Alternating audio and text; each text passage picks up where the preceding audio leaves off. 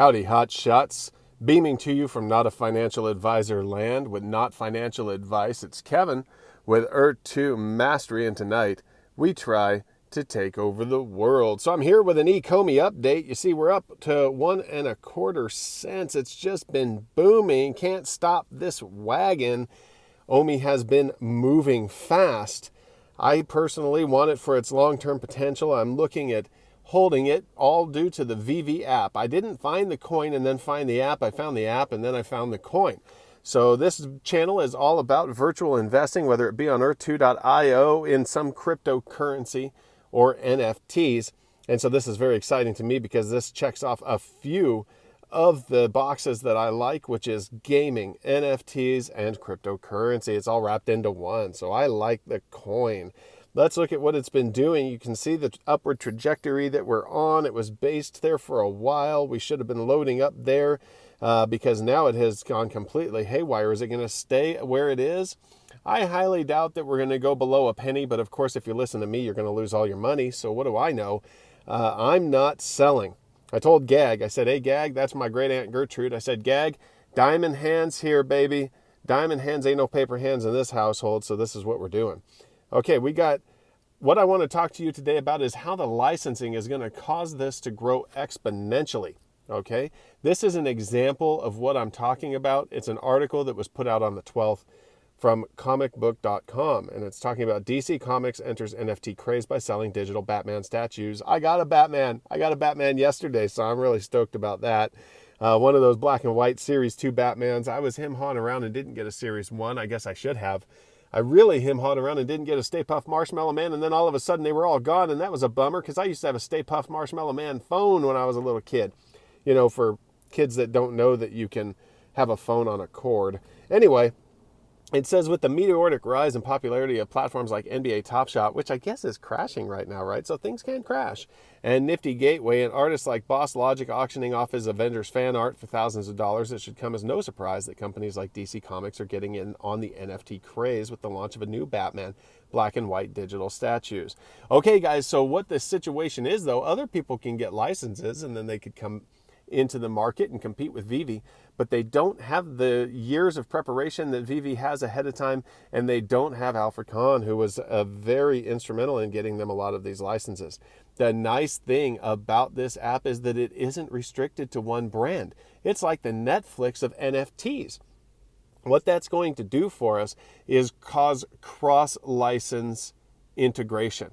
And what I mean by that is somebody's going to come in here for Batman because they see that article on comicbook.com. But then they're going to see, oh, what do you know? They got Pac-Man. I'm old school. Pac-Man is nostalgic to me. I want a Pac-Man. Oh my gosh, they have Marvel too.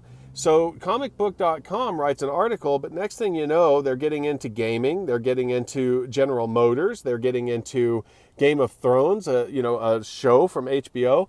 So you get your fingers into the customer's psyche and you get them to go cross-platform, and now all of a sudden they come in there because they're interested in The Hobbit, but they see there's Adventure Time figurines and they're like, hey, my kid loves Adventure Time.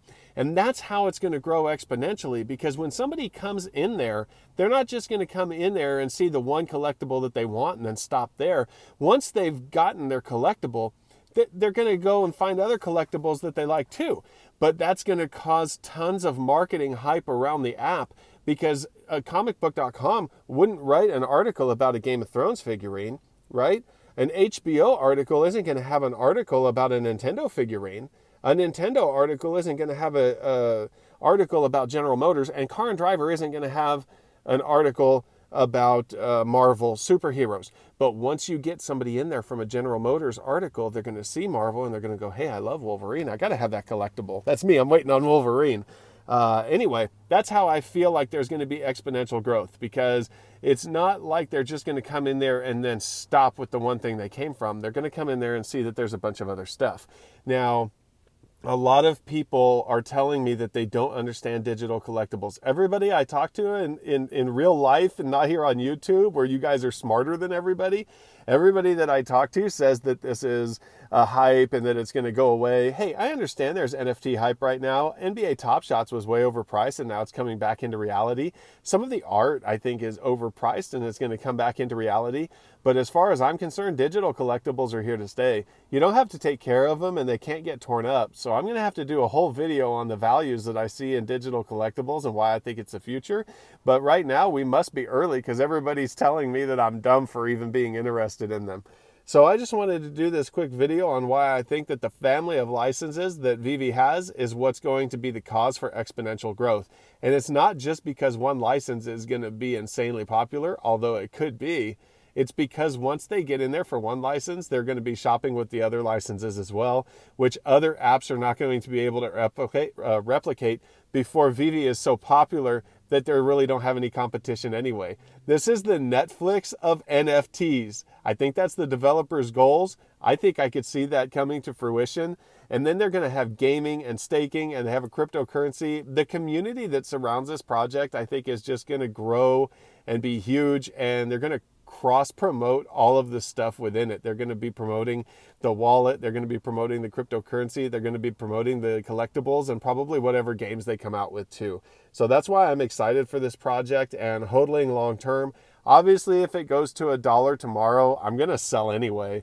I don't think that's going to happen because it's so far-fetched and the market cap would be so gigantic. But if it did, I don't want you guys being surprised when I offload my coins because I don't think it's worth $1 right now.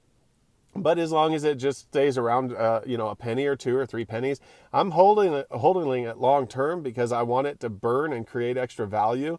And I want to stake my coins and get early access to collectibles. When I find out how to stake and when they have staking pools available, you guys are going to be the first to know, okay?